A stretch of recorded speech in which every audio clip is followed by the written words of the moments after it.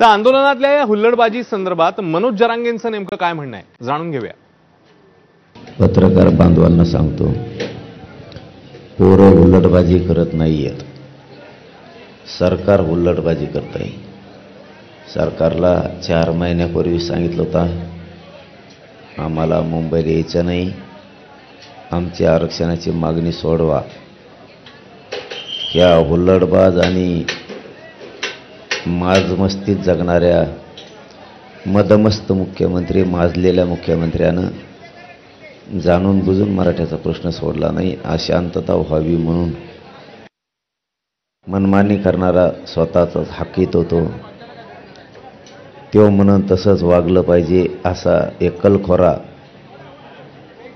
आपल्या बुद्धीचा मुख्यमंत्री लाभल्यामुळं महाराष्ट्रात हे असलं व्हायला लागलंय।